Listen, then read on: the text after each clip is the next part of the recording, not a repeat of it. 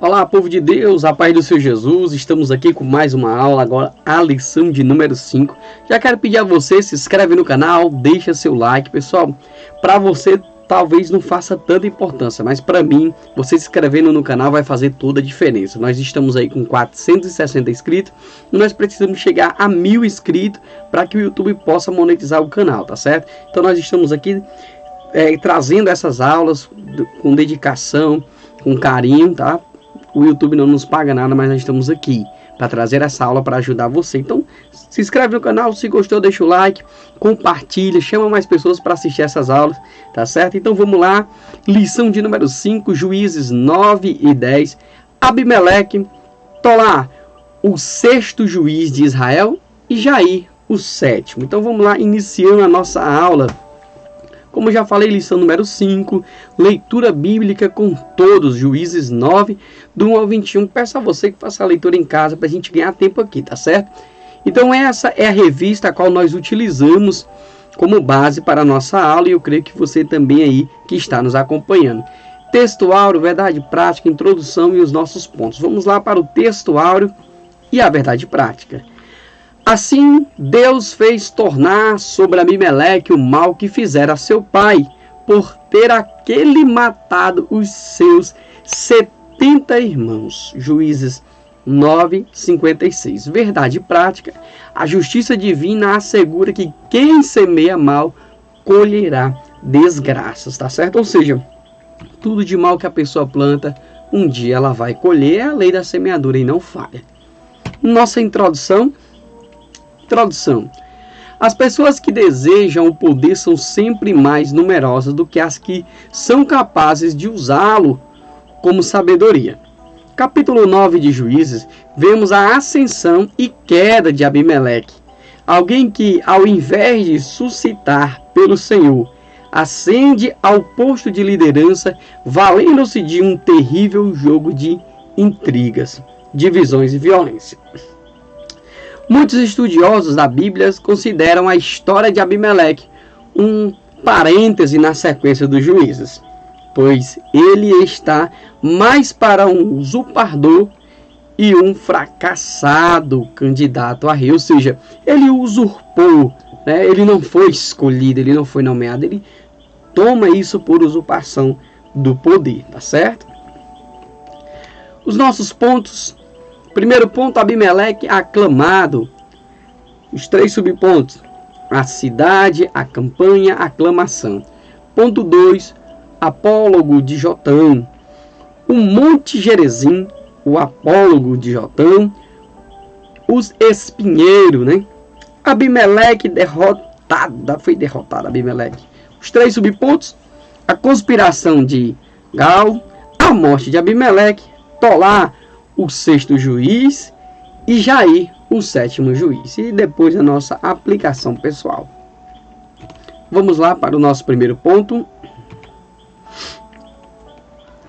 Abimeleque aclamado. Abimeleque era filho de Gideão com uma concubina que estava em Siquém. Apelando para seus laços familiares em Siquém, Abimeleque tentou tirar proveito da oferta que fora feita a seu pai e que este recusara, apresentando-se para ser reconhecido como rei. Lembra na aula anterior que Gideão recusa governar e aí leva o povo a pecar e ele coloca o nome do filho de Abimeleque, o meu pai é rei, tá certo? Então Abimeleque usurpou, o seu pai não quis ser rei e ele toma isso para si. A cidade. Abimeleque, filho de Jerubaal, foi-se a Siquém, aos irmãos de sua mãe, e falou-lhes, e a toda a geração da casa do pai de sua mãe, dizendo: depois da morte de Gideão, Abimeleque quis assumir o lugar de seu pai, para colocar seu plano em ação. Ele foi à cidade de Siquém, terra de sua mãe, para conseguir apoio. Siquém era uma cidade importante, uma intersecção de rotas comercial, rota de comércio, né? De uma ligação natural entre a planície costeira e o Vale do Jordão, ou seja, aquele local ali era um local bem favorável, tá certo? Quem controlasse Siquém dominaria o interior. Abimeleque foi declarado como rei de Israel em Siquém. o local de outros eventos importantes da Bíblia.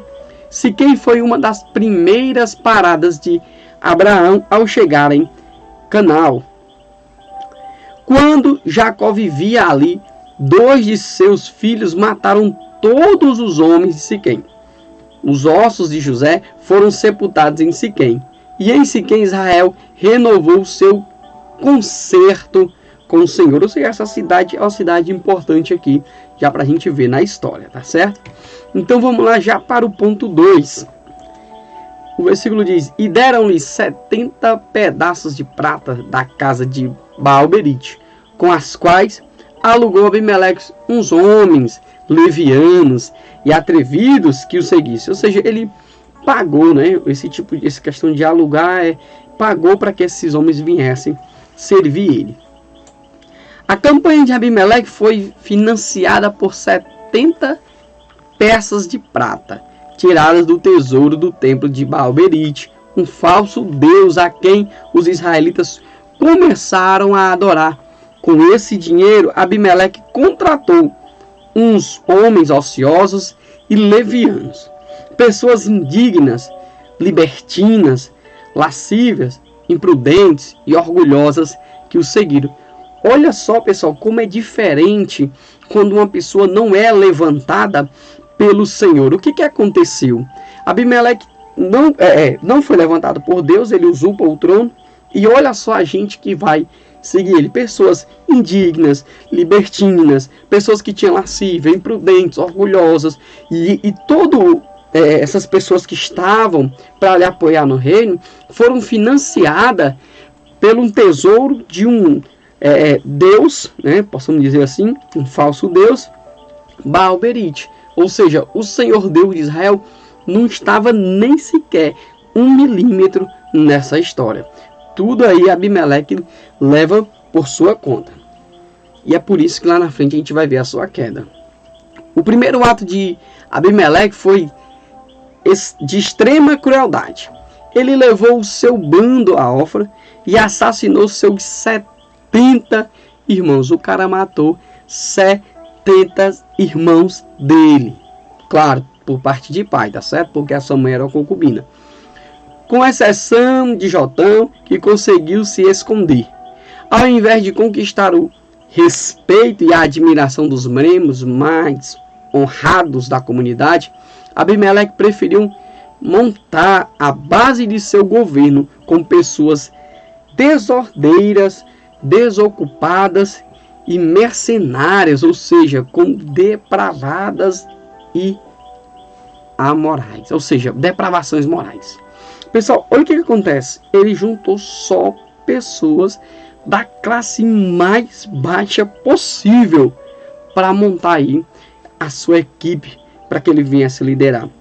O cara matou 70 irmãos, só para você ver o tamanho dessa crueldade. Vamos lá para o ponto de número 3.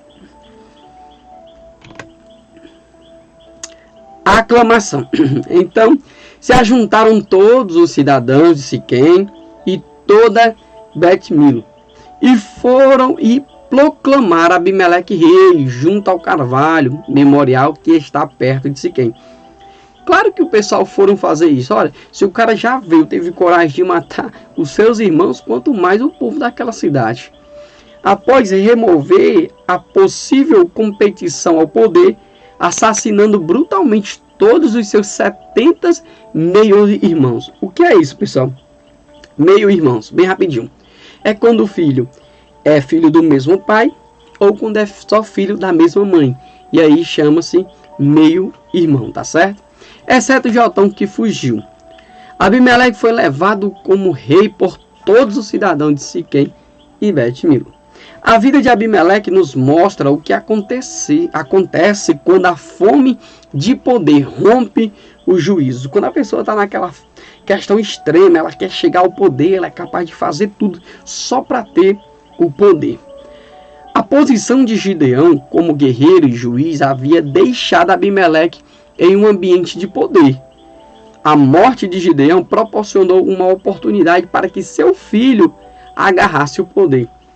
Lembra que Gideão não quis ser rei, mas tinha todas as regalias de uma monarquia. Só não era rei, mas tudo que um rei tinha, ele teve. E ainda mais, a sua família era a mais pobre, se tornou a mais rica. Então o que acontece? Quando ele morre, Abimeleque se apodera de tudo isso. Dinheiro não era o problema, tá certo? Então ele assumiu de uma forma desastrosa. Uma vez iniciando o processo, os resultados desastrosos eram inevitáveis. A lição que podemos aprender com a vida de Abimeleque é que nossos objetivos controlam nossas ações. Deus determinou julgar Abimeleque, bem como aqueles que o apoiavam. Ou seja, não só Abimeleque, mas todos aqueles que o apoiaram, que participaram, Deus traria juízo sobre eles.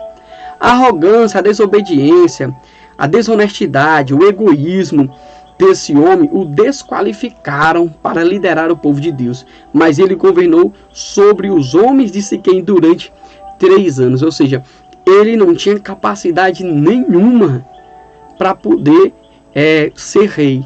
Mas nessa cidade de Siquém ele conseguiu, como já diz no ditado cearense, na tora. Tá certo? Então vamos lá, já para o ponto de número 2. O apólogo de Jotão.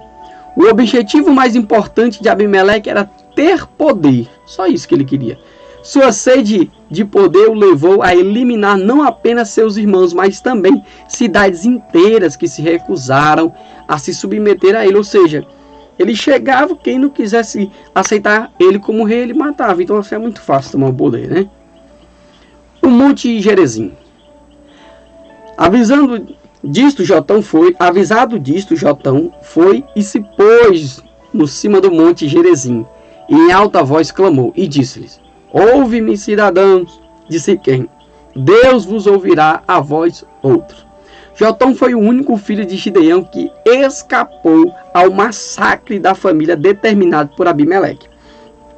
Jotão avisou os habitantes de Siquém acerca da maldade de Abimeleque, mediante a parábola das árvores que escolheram o espinheiro como rei. Ele subiu ao Monte Gerizim, local designado por Deus para proferir bênçãos sobre Israel, e ali apresentou a sua parábola. A advertência de Jotão foi ignorada pelos sequemitas e a calamidade sobreveio 3 anos mais tarde. Pessoal, ele foi levantado por Deus, Jotão, trouxe a profecia para o povo siquemitas, e o que acontece? O povo rejeitou, o povo não estava nem aí. E aí o que acontece?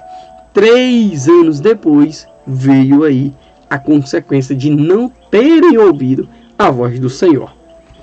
Já no tópico de número 2, o apólogo de Jotão. Foram certa vez as árvores ungir para si um rei, e disseram a oliveira: reina sobre nós. As 3 primeiras árvores da parábola de Jotão representam a nação de Israel. A oliveira, a mais útil e proveitosa árvore, estava muito ocupada produzindo para Deus e os homens para que pudesse governar. O azeite produzido pela oliveira era usado em Israel para ungir reis, profetas e sacerdotes. A madeira da oliveira era entalhada e polida para fazer objetos elegantes como os querubins e as portas do templo. Olha só que interessante. Aqui nós vemos como a videira era uma árvore, oliveira era uma árvore importantíssima, tá certo? E vemos aqui que o azeite que era extraído tanto servia para ungir reis, profetas e sacerdotes, ou seja, reis que o Senhor levantava, profetas que Deus levantava e sacerdotes, tá certo? Então nós já vamos ver aqui o segundo ponto. A figueira era uma árvore de porte médio, de crescimento lento, que produz um fruto doce durante cerca de 10 meses do ano. Foi com folhas de figueira que Adão e Eva fizeram vestimentas. Lembra lá, né? Quando eles perceberam que estavam nus, aí pegaram folhas para poder se esconder a sua nudez. Os figos eram consumidos frescos ou prensados em bolos. Ou seja, mais uma árvore sendo mostrada aqui. Nós temos a oliveira, figueira, agora nós vamos ver a videira. Era plantada em fileiras, nas encostas ensolaradas das montanhas. A videira tornou-se um emblema de Israel, lembrando o tempo em que Moisés enviou espias para a terra prometida, os quais voltaram com cachos de uva tão pesados que exigiam 2 homens para carregá-lo. Jesus fala de si mesmo como a videira verdadeira, ou seja, 3 árvores bastante conhecidas em Israel.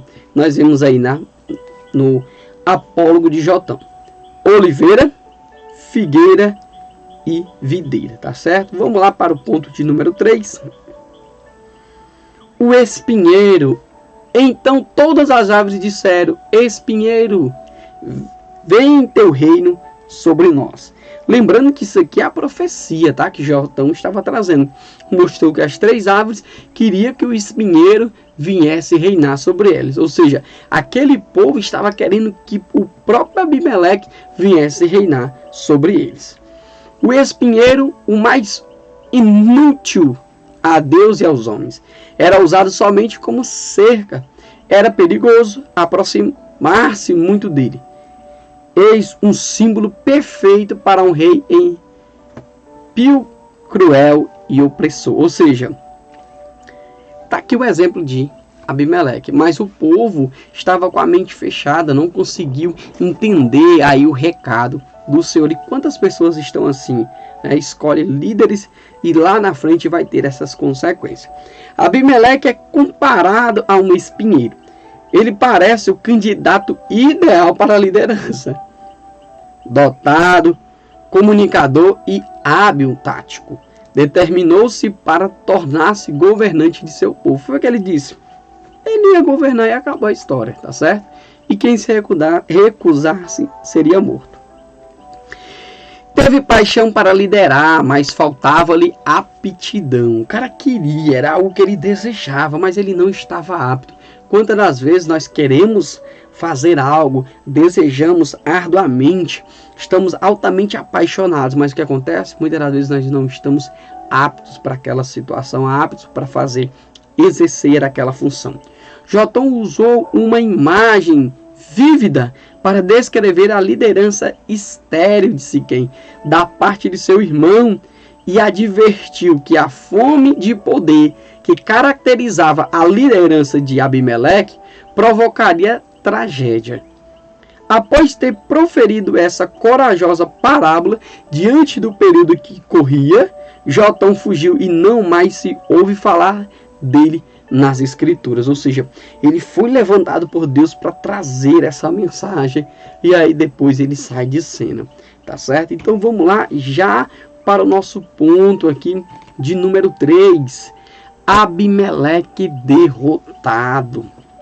Abimeleque, brutal e ambicioso, filho de Gideão, sofreu a conspiração de Gaal, destruiu a cidade de Siquém, mas foi finalmente abatido por uma pedra de moinho lançada de uma torre em Tebes. Olha só que final trágico. Primeiro subponto aqui do ponto de número 3. A conspiração de Gaal. Disse Gaal, filho de Ebed: quem é Abimeleque? E quem somos nós de Siquém para que o sirvamos? Mas nós, por que serviremos a ele? Olha o questionamento que Gaal faz. Quem é Abimeleque? Por que nós vamos servir a ele? Por que o povo vai se dobrar diante dele? Tá certo? Então vamos lá.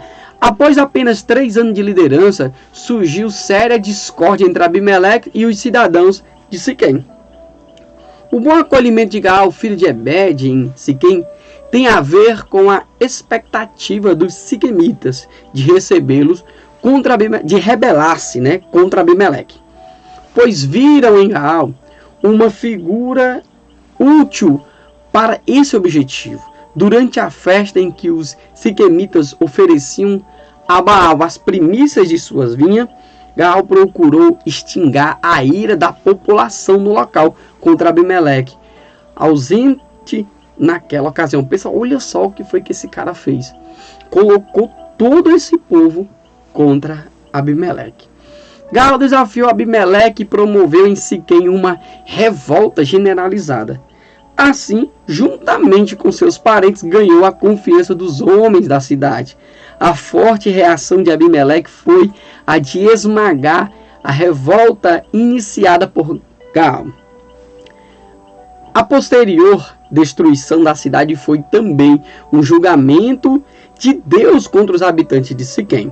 Abimeleque, formado por Zebul, governador da cidade, a respeito de discurso rebelde de Gaal, ajuntou-se ao povo que estava com ele, e à noite colocaram-se em emboscada contra Siquém. Olha só, Zebul fala para Abimeleque o que Gaal estava fazendo e colocando esse povo contra ele. E aí Abimeleque faz o quê?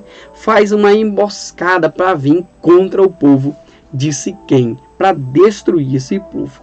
Quando Gaal saiu pela manhã e parou à porta da cidade, Abimeleque e seu exército saíram da emboscada e atacaram. Abimeleque matou o povo de Siquém, destruindo os muros e as construções, e ainda jogou sal em toda a cidade como sinal de desolação e repugnância. Olha só o que foi que esse cara fez.